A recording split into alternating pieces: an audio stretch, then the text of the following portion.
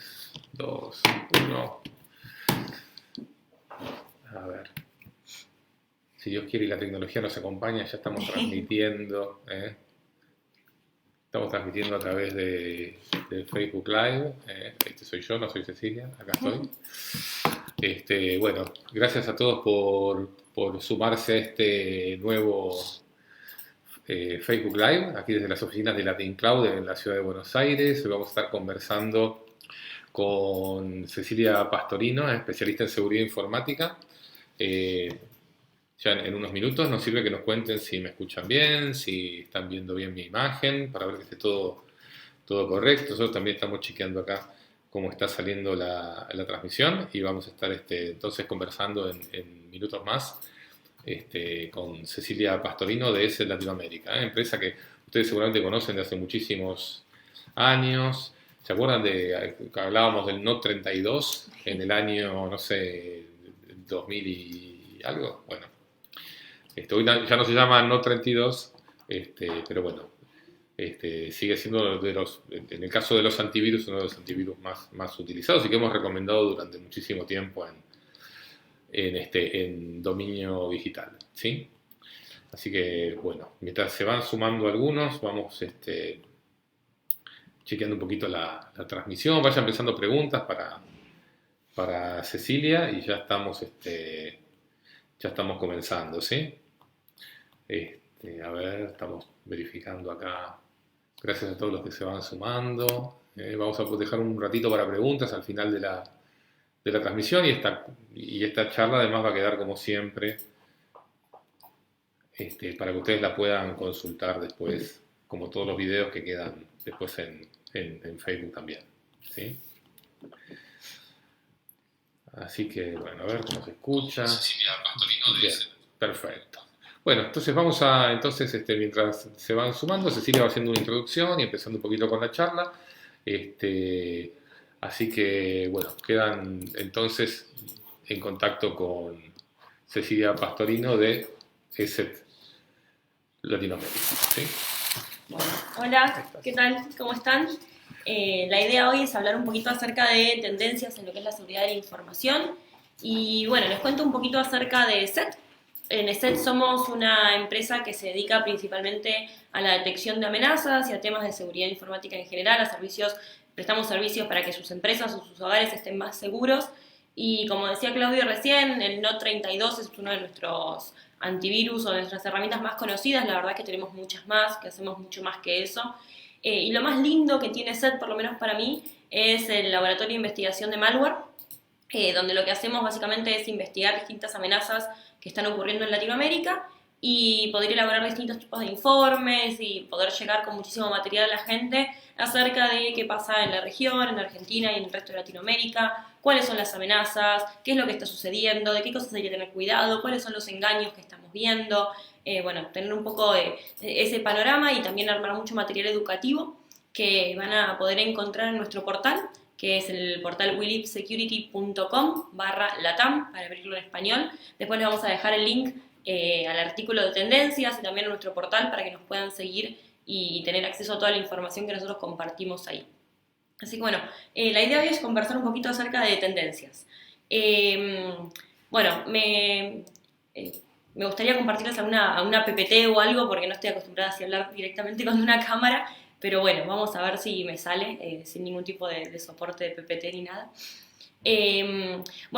Nosotros elaboramos todos los años este artículo, que es el artículo de tendencias, donde lo que hacemos básicamente es analizar qué fue lo que estuvo pasando en el año. Este es un artículo que se lanzó, o lo que vamos a conversar ahora es un artículo que lanzamos a fines del año pasado, a fines del 2018, donde tratábamos de predecir un poco qué era lo que se venía para el año 2019, y ahora más o menos en unos 2 meses, 3 meses, vamos a estar armando el artículo que corresponde para el 2020, de qué es lo que esperamos que se venga para el 2020. Así que voy a tratar de hacer un mix entre lo que más o menos predijimos el año pasado y cómo se fue desarrollando eso con lo que venimos viendo a lo largo de este año.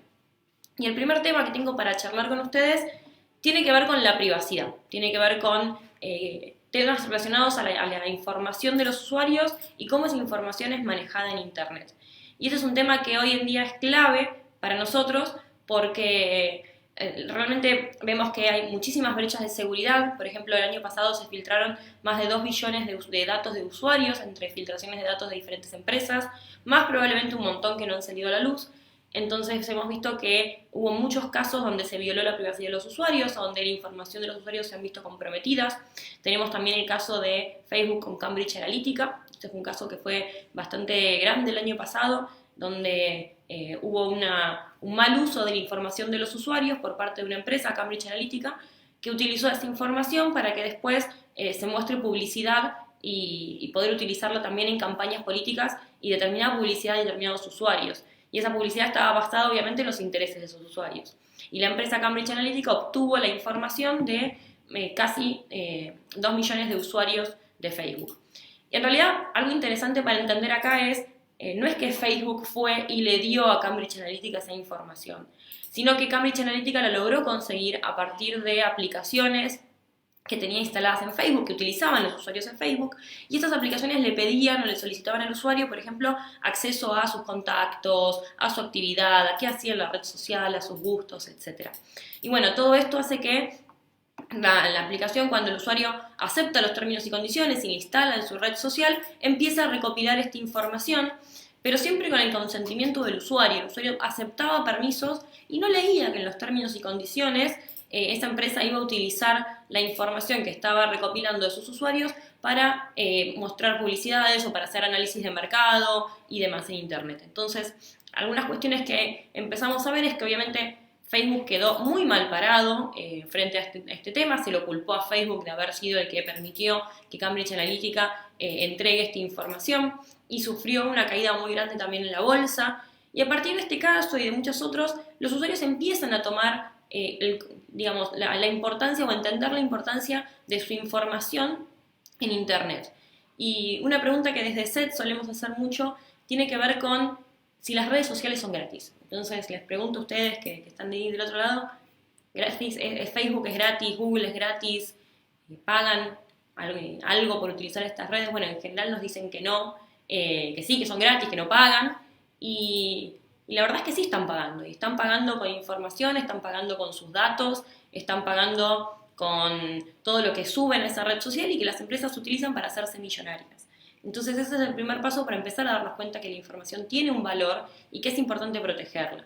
Y creo que en el 2019 y en el 2020 y en los años seguidores, la privacidad es un hito que está muy metido en los temas de seguridad, es algo a lo que cada vez le estamos prestando más importancia, y que si bien hay grandes empresas como Facebook y Google, que probablemente sean las que muevan la aguja y las que más determinen cuestiones de privacidad y de qué pasa y cómo son manejados nuestros datos, son los usuarios los primeros que tienen que hacer valer ese valor que tiene su información y entender a dónde los están poniendo, a cambio de qué los están utilizando, para qué están siendo utilizados esos datos, a dónde van a ir a parar, si realmente yo quiero que esa información esté siendo usada o no.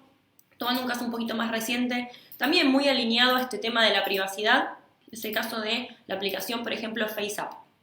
Esta aplicación FaceApp lo que hacía era, uno sacaba una foto, la subía a una plataforma de inteligencia artificial, y lo que hacía esa plataforma era ponerlo a uno más viejo, más joven, con rasgos de mujer, con rasgos de hombre, ir cambiando los rasgos de la cara como si uno se viera con otros rasgos, pero siendo la misma persona.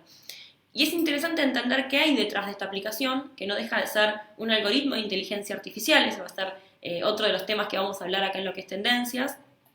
Pero bueno, este algoritmo lo que hace es recopilar la mayor cantidad de información posible para que este algoritmo de inteligencia artificial aprenda. Entonces, cuando uno leía los términos y condiciones de esta aplicación FaceApp, una de las cosas que decía era que la información no se iba a vender, pero que sí iba a ser utilizada en mejorar los algoritmos de inteligencia artificial, pero que el día de mañana la organización o la empresa que estaba detrás de FaceApp podía ser vendida y que ellos no se hacían cargo de qué pasaba con esa información o a dónde terminaban siendo utilizadas las fotografías o qué pasaba si alguien compraba a la empresa que estaba detrás de FaceApp. Con lo cual, imagínense que si el día de mañana una empresa que está por ahí en países que no tienen las mismas reglamentaciones o legislaciones que tenemos en Argentina o en otros países que protegen un poco más los datos personales, podrían llegar a hacer cualquier cosa con nuestras fotos o con nuestra información. Y seguramente estos algoritmos de inteligencia artificial sean utilizados después para otros proyectos mucho más grandes. Acá en Argentina, por ejemplo, se implementó hace poquito el tema de los sistemas de reconocimiento facial en el subte y en el transporte público. No vamos a entrar en debate de si está bien, de si está mal, pero la realidad es que estos algoritmos de inteligencia artificial aprenden en base a la mayor cantidad de información posible.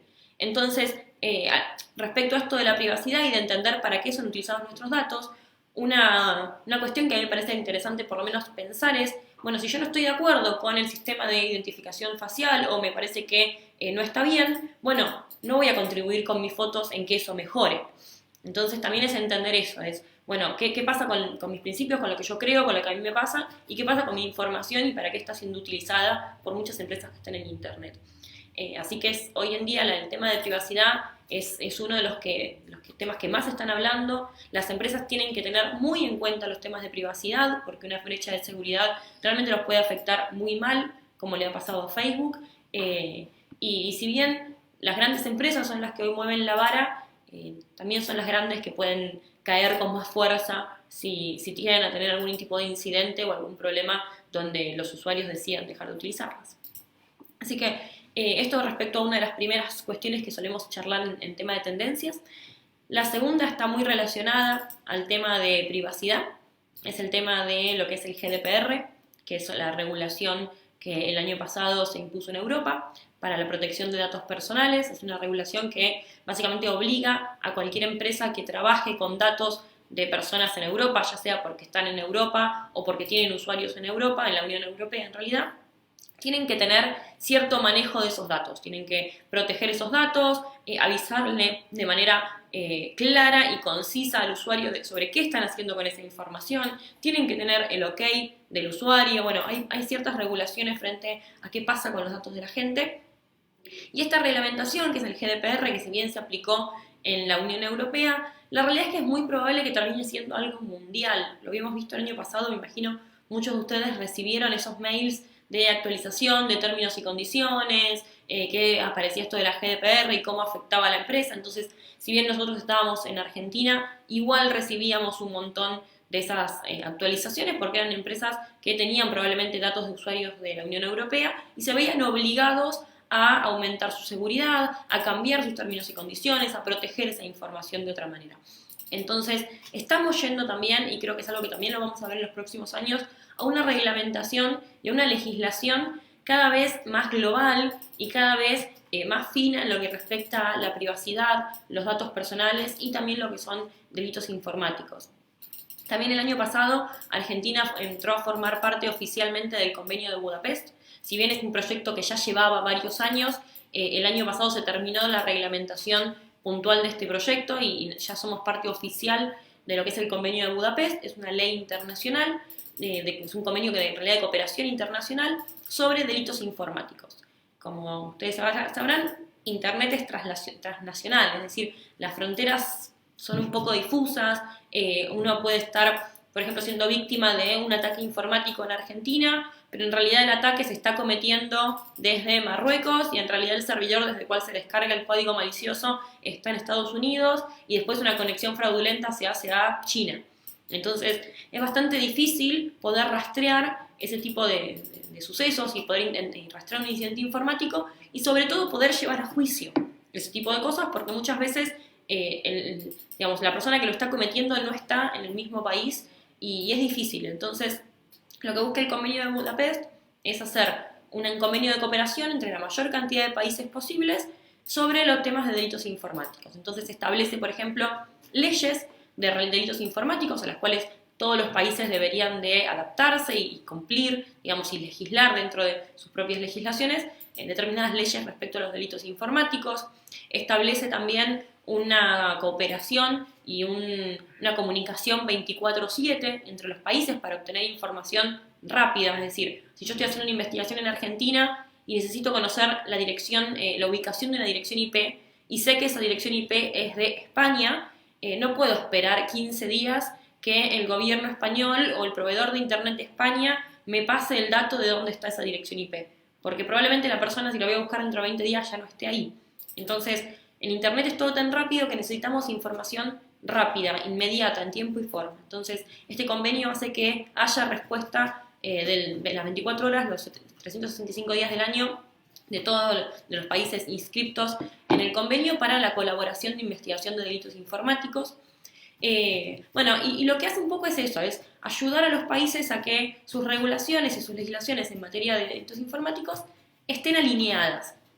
Entonces, entre este convenio al que Argentina adhirió y entre la Ley de Protección de Datos Personales que ya tenemos en nuestro país, que por suerte es muy buena, le falta, como cualquiera, por ahí se puede acomodar un poquito más, pero realmente tenemos una legislación muy buena en materia de datos personales.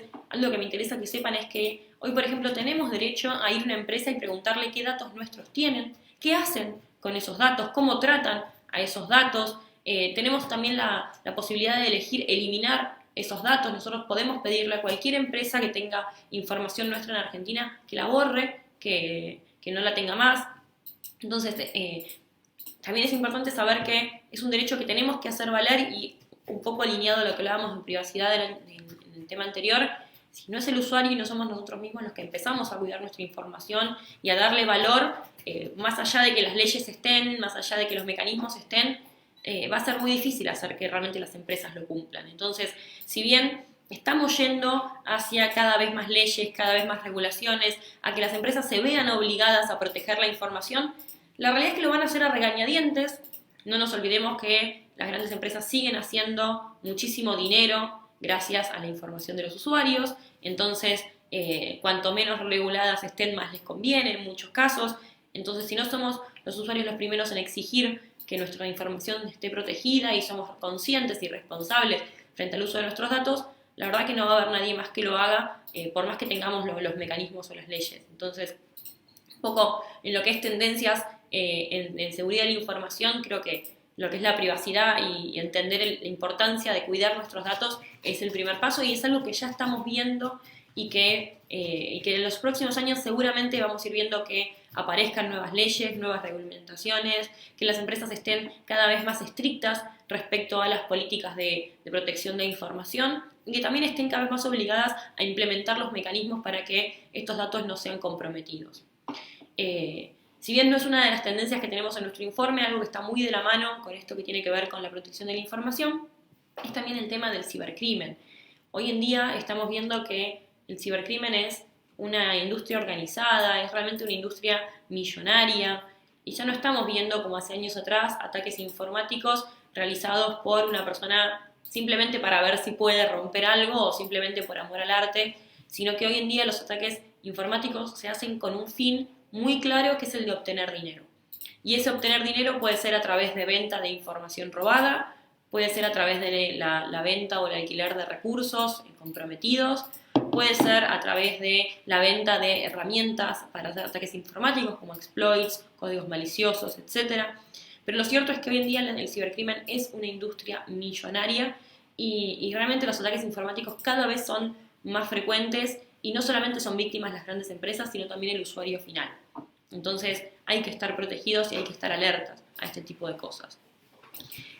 Otro de los temas que quería charlar respecto a lo que tiene que ver con tendencias y un poco respecto a lo que es los códigos maliciosos, lo que estamos viendo, y que en realidad lo definimos como una tendencia el año pasado, pero vimos que por suerte mermó un poco este año, es el tema de los mineros de criptomonedas.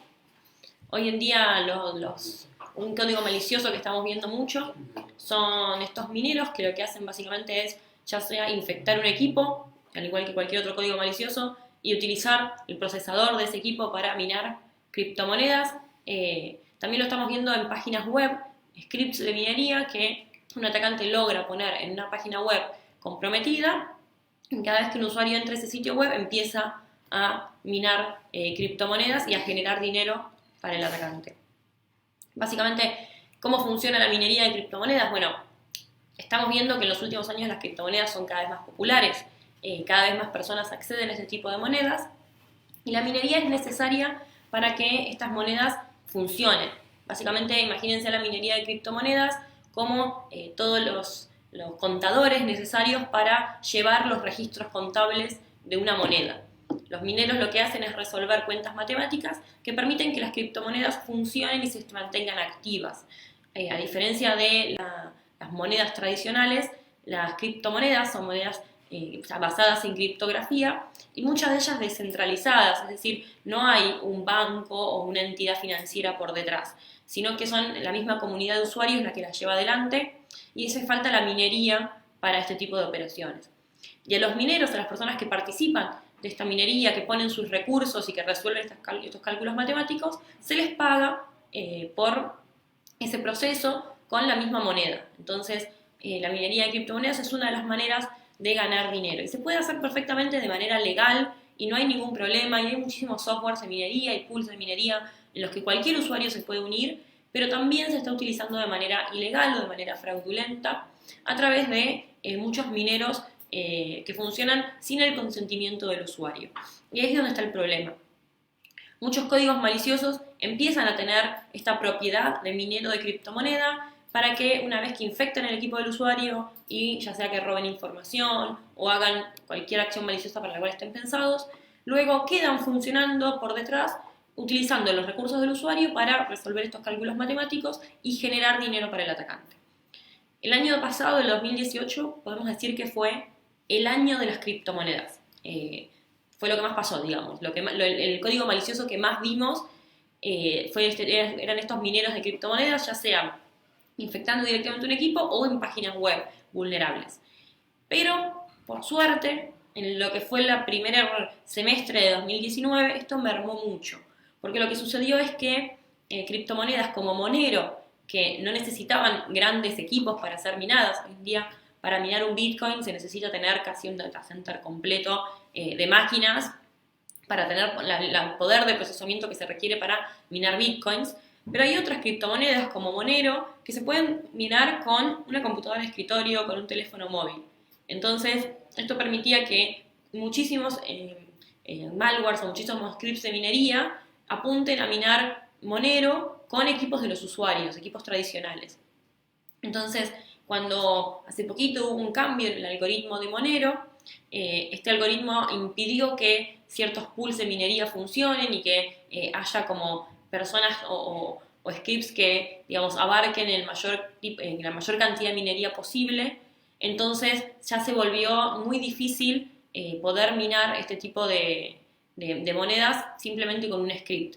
Entonces eso hizo que realmente bajara mucho la cantidad de mineros de criptomonedas que estábamos viendo de forma maliciosa. Es decir, hoy una persona puede minar Monero como de manera independiente, pero los pools de minería o la minería centralizada, es decir, donde hay una persona o una herramienta en particular que es la que mina y muchos consumen de esa herramienta, ya no funciona, y esto hizo que la minería centralizada, al no poder funcionar, ya no sea redituable para los atacantes este tipo de códigos maliciosos.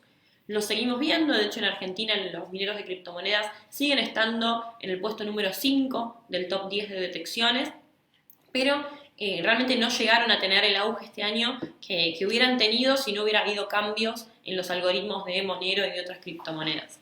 Entonces es interesante también saber que vamos a seguir hablando de criptomonedas, que las criptomonedas hoy en día son cada vez más utilizadas, tanto en transacciones verdaderas y transacciones digamos, legítimas, como en transacciones fraudulentas. Las criptomonedas son las más utilizadas en el mercado del cibercrimen, justamente por el anonimato que permiten, y es algo que lo vamos a seguir viendo, pero bueno, también se están tomando medidas para tratar de evitar que la minería pueda ser centralizada o que estas monedas puedan ser utilizadas o tan utilizadas en el mundo del cibercrimen. Bueno, a ver, otro de los temas que tengo para charlar y tiene que ver con lo que es la inteligencia artificial, también un poco relacionada a los códigos maliciosos. Uno de nuestros focos este año fue hablar de inteligencia artificial, que en realidad es algo que desde SET venimos utilizando hace mucho, pero bueno, el año pasado fue el año de Machine Learning. Entonces, todo el mundo hablaba de Machine Learning, todo el mundo hablaba de inteligencia artificial, y lo cierto es que nosotros en SET hace años que ya venimos utilizando inteligencia artificial para detectar códigos maliciosos. Puntualmente, nosotros lo llamamos heurística. Básicamente, nosotros a la hora de detectar un código malicioso tenemos varias formas. El primer paso es a través de la base de firmas, es decir, ya conocemos el ADN, digamos, de ese código malicioso y cuando vemos que aparece dentro del código ese ADN, lo detectamos. Esa es una forma, pero es bastante, digamos, bastante acotada, ya que si aparecen códigos maliciosos nuevos, no tendrían ese ADN y podrían saltar la protección. Con lo cual, el siguiente paso es utilizar lo que es la heurística. La heurística se basa en detectar comportamiento. La inteligencia artificial, hoy en día, básicamente se nutre de la mayor cantidad de información posible. Hoy, para tener una buena base de inteligencia artificial, un sistema que realmente funcione bien con la inteligencia artificial, necesita tener una fuente de información muy, muy grande de la cual aprender, ¿no? Es como el tema de las caras que hablábamos antes. Cuanta más información tiene una herramienta de inteligencia artificial, mejor aprende y mejor resultado da. Nosotros tenemos muchísimos años en detección de amenazas, con lo cual tenemos muchísima información de códigos maliciosos. Y lo que hace la heurística es aprender en base al comportamiento de esos códigos maliciosos y poder detectar nuevos códigos a partir del comportamiento. Me agarraron el día más resfriada. Entonces, nosotros ya veníamos utilizando la inteligencia artificial para la detección de amenazas, basándonos en el conocimiento que ya teníamos y la cantidad de muestras que teníamos y en detectar comportamiento. Por ejemplo, si un código malicioso nuevo, que nunca se haya visto antes, una nueva variante, de golpe estaba haciendo ciertos cambios en el registro de Windows, guardando cierto archivo en una carpeta o ejecutando determinadas acciones que son comunes a muchos códigos maliciosos, se genera una alerta y se detecta esa aplicación como maliciosa. Es decir, que la heurística y la inteligencia artificial permite detectar códigos maliciosos por comportamiento, por más que no sean conocidos, por más que sean códigos recién inventados y recién salido a internet y que nadie conozca. Eso es algo que nosotros ya venimos implementando hace muchísimos años y que el año pasado muchas empresas y mucha gente solía hablar como lo nuevo que es la inteligencia artificial. Y la realidad es que la inteligencia artificial ya tiene muchos años, pero en el último tiempo se viene implementando para un montón de cosas. ¿Para qué lo estamos viendo en lo que nos respecta a la seguridad de la información y son cosas que las cuales tenemos que estar alertas? Bueno, por un lado, así como nosotros lo utilizamos para la detección de amenazas, hay estudios que prueban que los atacantes también lo podrían utilizar para la generación de códigos maliciosos. Códigos que puedan adaptarse según el entorno o automatización de ciertos ataques, por ejemplo, ataques de ingeniería social. Si un atacante puede tener muchísima información de usuarios, podría llegar a analizar esa información y hacer ataques dirigidos a cada uno de los usuarios, entendiendo cuáles son los gustos de esas personas. Algo similar a lo que hacen, por ejemplo, hoy los algoritmos de publicidad, que también se basan en inteligencia artificial. Saben cuáles son los gustos de los usuarios y en base a eso muestran determinadas publicidades. Bueno, hoy ataques de ingeniería social podrían llegar a utilizar lo mismo y enviar mails de phishing o mails de engaños a determinadas personas en base a sus gustos. No es lo mismo que a una persona que le interesa, no sé, el golf, le llegue un mail con un archivo adjunto diciendo que es, no sé, un ticket para un show de música, que le llegue una invitación con un PDF adjunto a un torneo de golf al cual le encantaría ir. Entonces, este tipo de perfeccionamientos en las técnicas, apoyado por la inteligencia artificial, puede hacer los ataques mucho más específicos. Pero incluso este año ya estuvimos viendo el uso de este tipo de inteligencia artificial en algo que va apuntado mucho más directo al usuario y que tiene que ver con la difusión de noticias falsas y que tiene que ver con la difusión de videos falsos. Y lo vimos con lo que es deepfakes. Deepfakes son estos videos que se pueden crear a partir de inteligencia artificial, donde es posible reemplazar la cara de cualquier persona por otra. Entonces, es como si yo ahora le estuviera hablando a ustedes y en realidad en vez de aparecer mi cara, aparece, no sé, la cara de Susana Jiménez, digamos, o de cualquier persona. ¿Qué es importante para esto? ¿Qué necesita el algoritmo? Bueno, necesita mucha cantidad de fotos o videos de la persona a la cual se le quiere hacer un video falso. Pero esto hoy está completamente potenciado por las redes sociales. Y volvemos al tema de la privacidad que hablábamos al principio. Si un algoritmo de inteligencia artificial hoy puede tener acceso a muchísimos videos o fotos de una persona que están públicos en internet, puede utilizar esos datos para poder colocar después la cara de esa persona en cualquier otro video, en cualquier otro contexto, diciendo o haciendo cualquier cosa. Entonces, eso es algo que hoy ya lo estamos viendo con videos llamados deepfakes, y que probablemente siga apareciendo y siga pasando en los próximos meses, en los próximos años.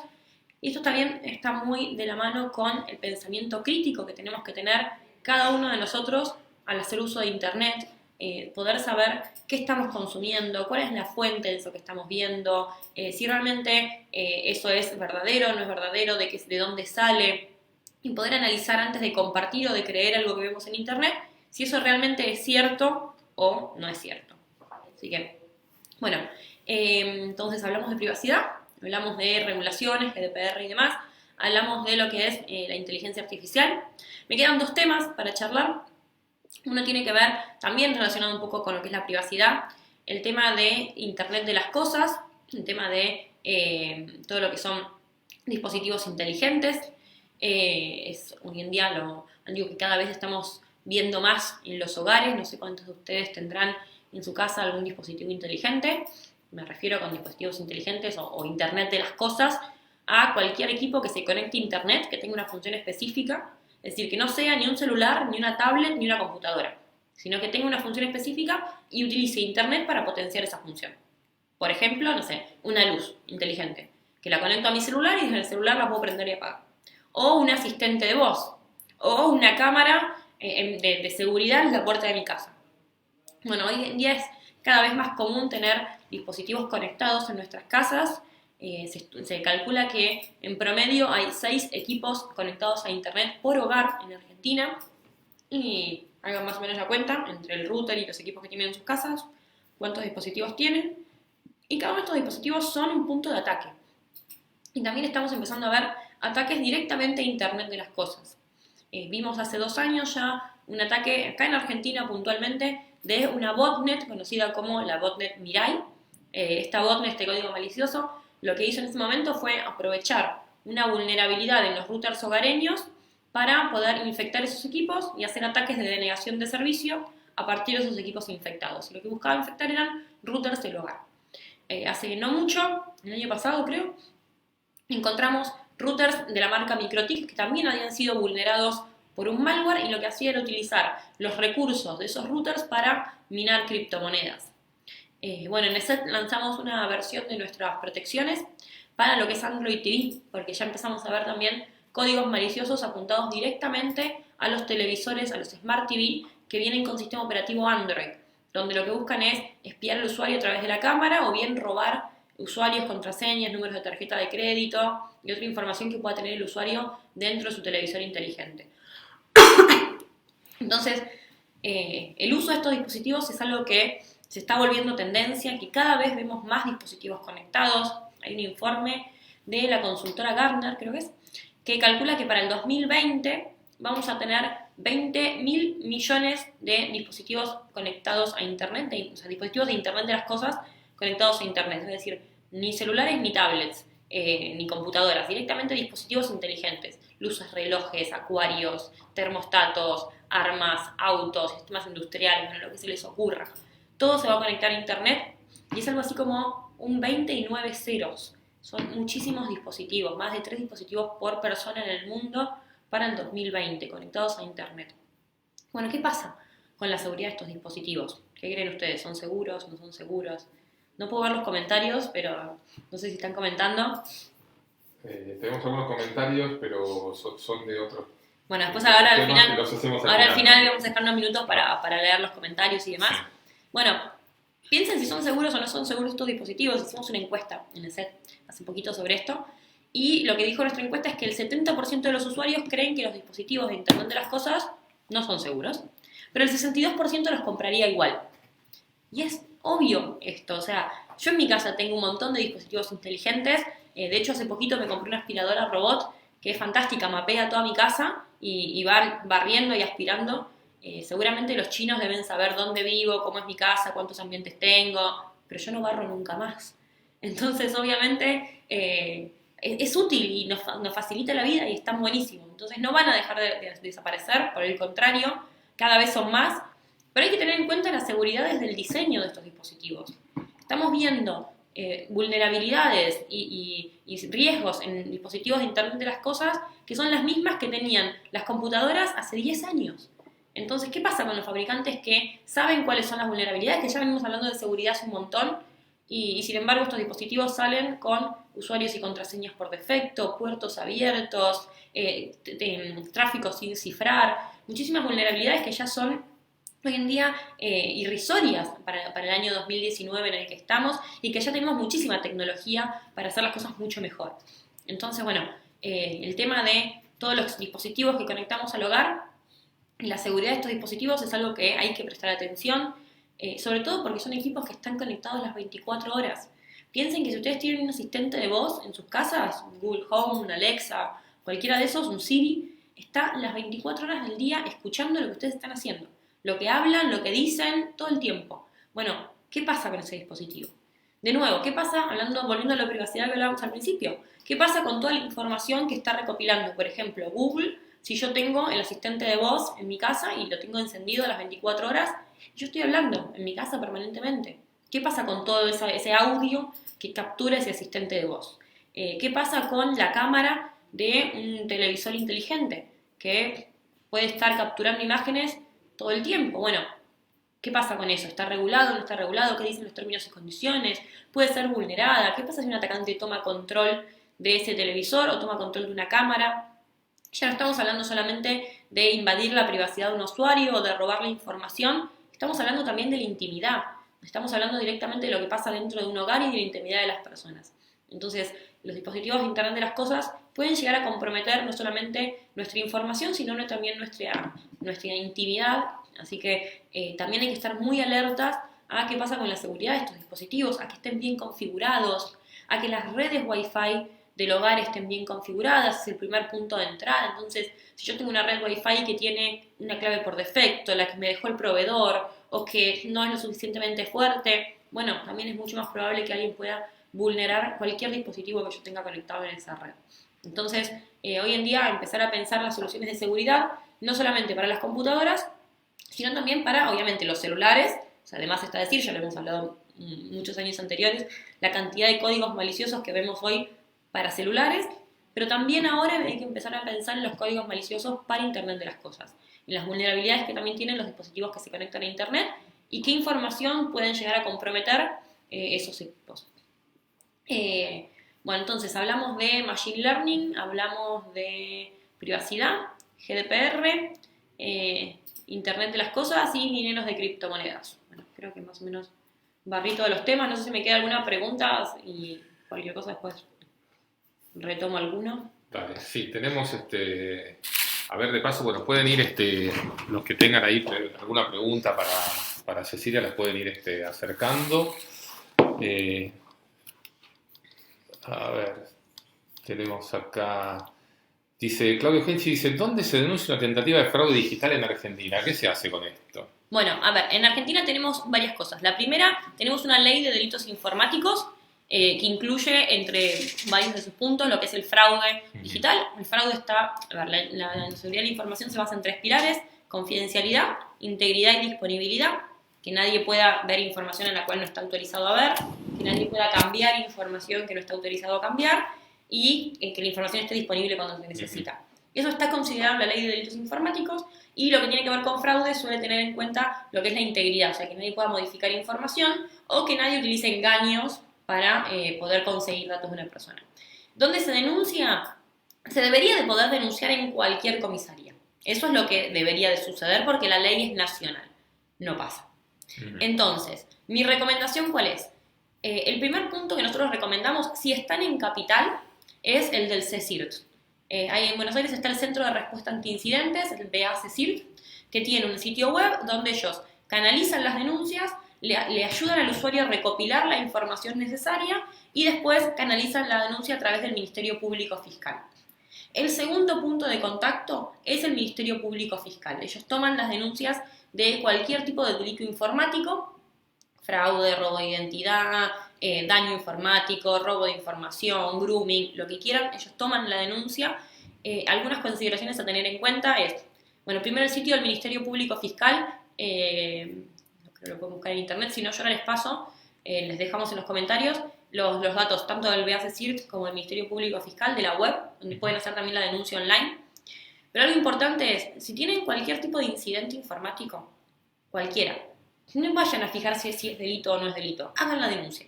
Si no es delito, no importa, deja precedente y por ahí, en la próxima modificación del Código Penal, eso se tiene en cuenta para que mejore la actualización. Siempre hagan la denuncia.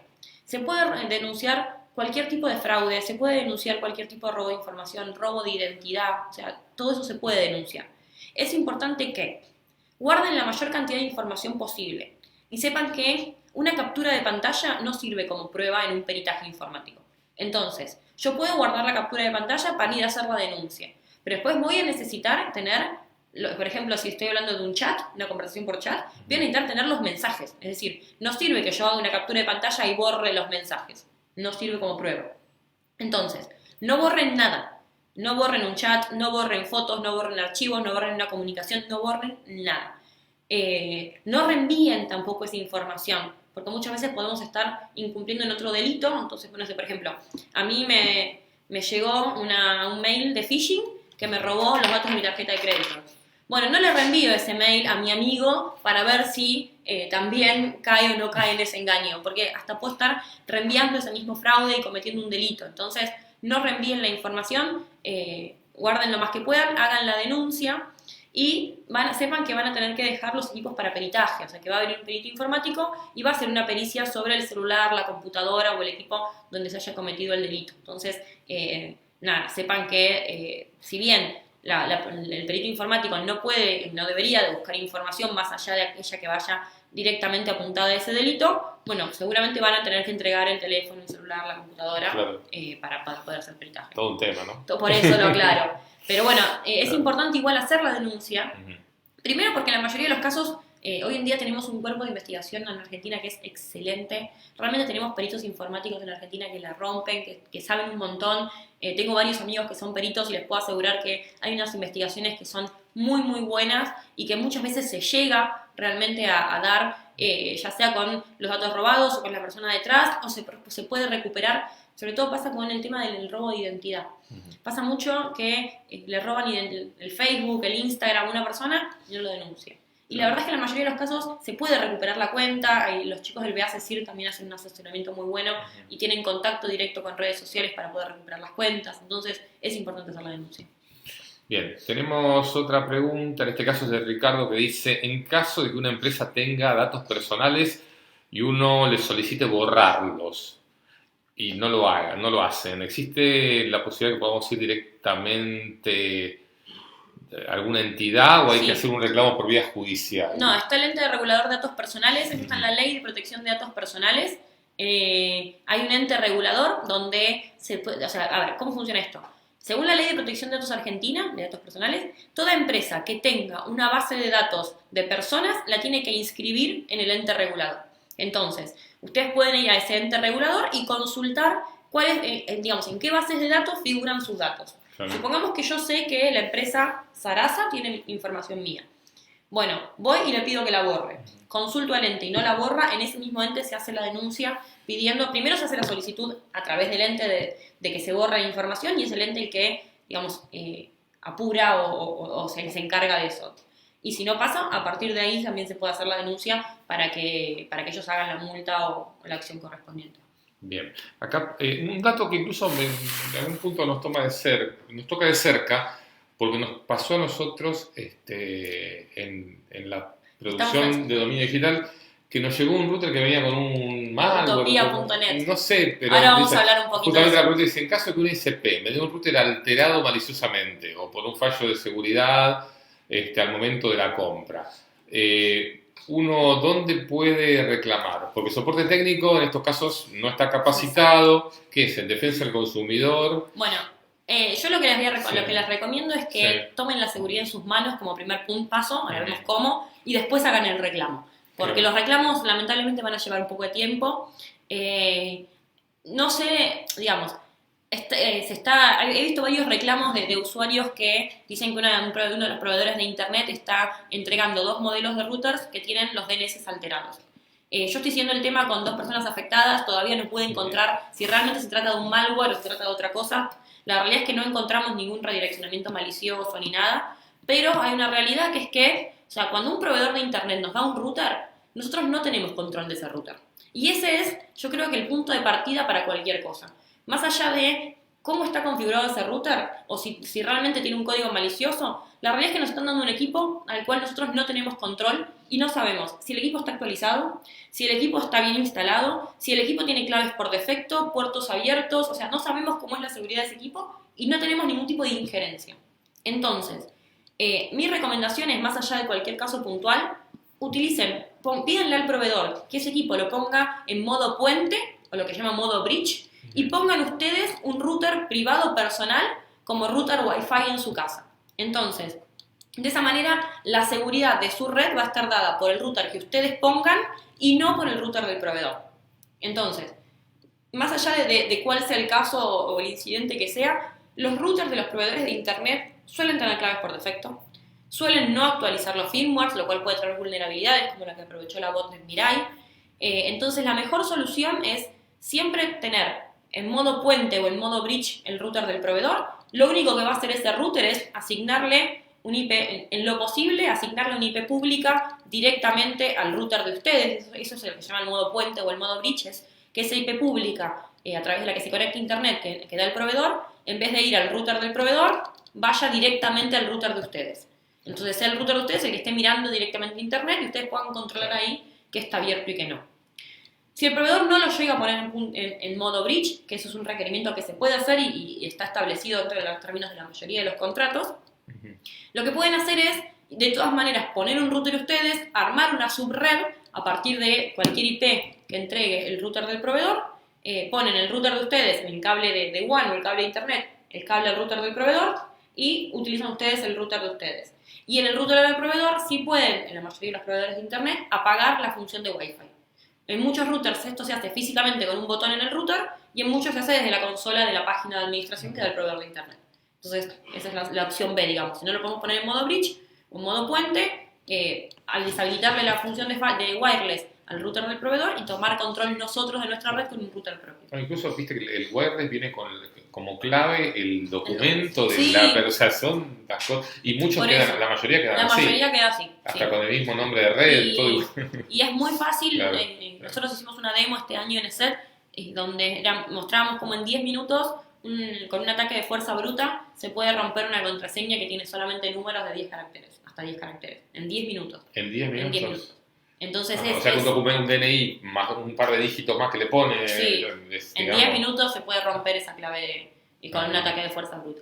Entonces, nada, es importante tener una clave fuerte, letras, números, símbolos. Yo siempre recomiendo 16 caracteres. Sí. La realidad es que no estamos conectando equipos a la red Wi-Fi todo el tiempo. Entonces, bueno, y tener sí nuestro propio router y tener administración de ese router. Y no dejar esa administración en manos de el proveedor de internet. Bien, bueno, acá tenemos la dirección del informe que antes habías mencionado. A ver, contanos qué es esto. Bueno, en este portal, willipsecurity.com, es nuestro portal de noticias. Ahí van a encontrar todas las cosas que estamos haciendo desde SET. Lo que van a ver ahí es, por ejemplo, alertas acerca de cuáles son las últimas amenazas, los últimos engaños, qué es lo que está pasando en materia de malware en Latinoamérica. Y también van a encontrar un montón de herramientas a los que les interesa la seguridad informática, un montón de herramientas, un montón de informes para leer, para educarse, para informarse. Y ahí está nuestro informe de tendencias, que lo pueden buscar arriba en el buscador como tendencias, es el primer informe que les va a aparecer. Y van a encontrar también otro informe que está muy bueno, que es el SET Security Report, que habla un poco del estado de la seguridad en Latinoamérica, de qué fue lo que estuvo pasando este año en cuanto a lo que son detecciones de malware versus protecciones y medidas de seguridad que realmente toman las empresas. Bien. Bueno, ya estamos llegando al final de esta nueva charla aquí desde las oficinas de Latin Cloud en Buenos Aires. Les agradecemos a todos los que participaron. Esta charla va a quedar en Facebook para que la puedan volver a ver, los que no estuvieron conectados, igual que todas las charlas anteriores que venimos haciendo.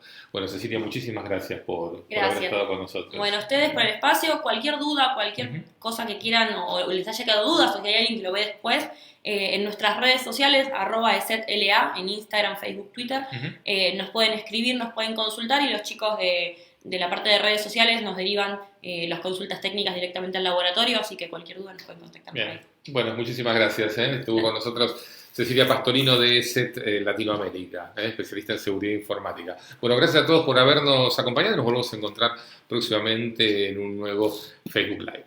Chao.